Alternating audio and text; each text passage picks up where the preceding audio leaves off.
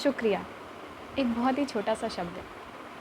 कहने को तो ये बहुत छोटा सा शब्द है, लेकिन इसके मायने बहुत बड़े हैं। एक ऐसा शब्द जो शायद आपका भूतकाल नहीं बदल सकता, लेकिन ये एक ऐसा शब्द है जो आपका वर्तमान और आपका भविष्य ज़रूर बदल सकता है। शुक्रिया शब्द के ऊपर एक छोटी सी कहानी आप लोगों के लिए आज मैं लेकर आई हूँ, जो शायद आपके नज़रिए को बदल दे और आपकी ज़िंदगी को भी बदल दे। नमस्कार, मैं श्रेया राय आप सभी का अपने इस चैनल द हेल्पिंग हैंड में बहुत बहुत स्वागत करती हूँ और एक ऐसी कहानी आप लोगों को सुनाना चाहती हूँ जिससे शुक्रिया शब्द का अर्थ बदल जाएगा। एक पक्षी था जो रेगिस्तान में रहता था। रेगिस्तान में उसके आसपास ना तो कोई पेड़ पौधे थे, ना तो कोई जलाशय था, ना ही उसके पास कोई पंख थे।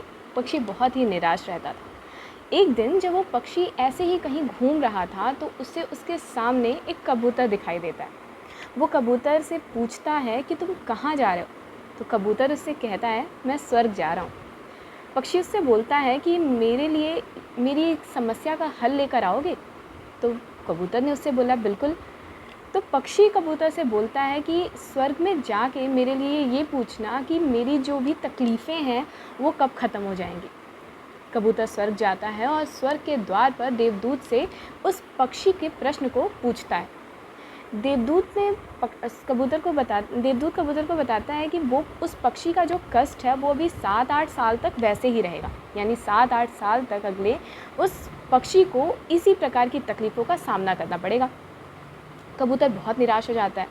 कबूतर सोचता है कि अगर पक्षी ये बात सुनेगा तो उसे कितनी निराशा होगी। उसने यही सेम चीज़ देवदूत को बोली।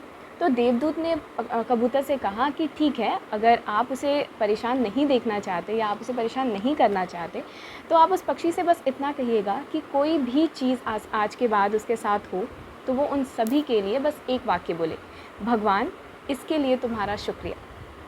कबूतर पक्षी के पास जाता है और उससे वो यही बात कहता है कि आज के बाद तुम्हारे साथ जो कुछ भी हो तुम बस यही कहना कि भगवान इसके लिए तुम्हारा शुक्रिया। पक्षी कबूतर की बात मान जाता है।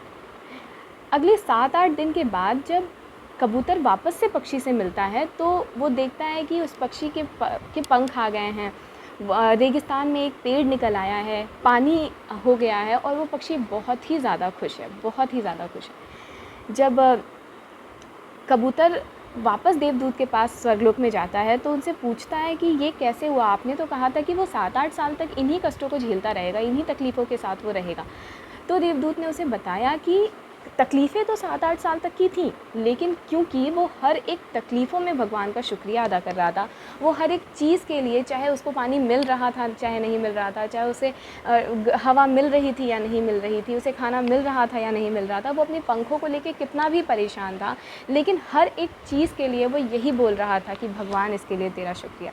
वो हर एक चीज़ के लिए भगवान का शुक्रिया कर रहा था और इसी वजह से उसके जो कष्ट 7-8 साल में ख़त्म होने वाले थे वो 7-8 दिन में ही ख़त्म हो गए, 7-8 दिन में ही समाप्त हो गए। और ये है शुक्रिया कहने की ताकत। अब इसीलिए हमें हर एक चीज़ के लिए, चाहे हमें कष्ट मिले हमारी ज़िंदगी में, चाहे हमें खुशियाँ मिले हमारी ज़िंदगी में, हमें हर एक चीज़ के लिए भगवान का शुक्रिया अदा करना चाहिए। क्योंकि शायद जो छोटी मोटी चीज़ें हमें मिल रही हैं किसी को वो भी नसीब नहीं होती। इसलिए अगर आपके पास एक हाथ है तो शायद किसी के पास एक हाथ भी नहीं, अगर आपके पास दोनों हाथ हैं तो शायद किसी के पास एक हाथ नहीं। तो अगर आपके पास इतनी सारी चीज़ें हैं तो आपको भगवान का शुक्रिया ज़रूर करना चाहिए। सिर्फ भगवान का ही शुक्रिया नहीं, आपके आसपास जो भी इंसान, जो भी चीज़ आपको खुशी दे रही है या आपकी ज़िंदगी के साथ जुड़ी हुई है, आपको हर उस चीज़ का, हर उस इंसान का शुक्रिया अदा करना चाहिए। और जैसा कि मैंने शुरुआत में कहा कि शुक्रिया आपका भूतकाल नहीं बदल सकती, लेकिन आपका वर्तमान और आपका भविष्य ज़रूर बदल सकती है। मुझे लगता है कि इस कहानी से जैसे मुझे प्रेरणा मिली कि मुझे हर एक चीज़ के लिए भगवान का शुक्रिया अदा करना चाहिए, चाहे जो कुछ भी भगवान ने मुझे आज तक दिया या आगे देना चाहते हैं, हर एक चीज़ के लिए भगवान का बहुत बहुत शुक्रिया। और मुझे यकीन है कि आप लोगों को भी ये बात ज़रूर समझ में आई होगी। तो आज से, अभी से शुरू कर दीजिए, हर एक चीज़ में, हर एक परिस्थिति में भगवान का शुक्रिया। बहुत बहुत धन्यवाद, बहुत बहुत शुक्रिया पूरी वीडियो को देखने के लिए। चैनल को सब्सक्राइब नहीं किया है तो please do subscribe the channel, please like it. Thank you so much.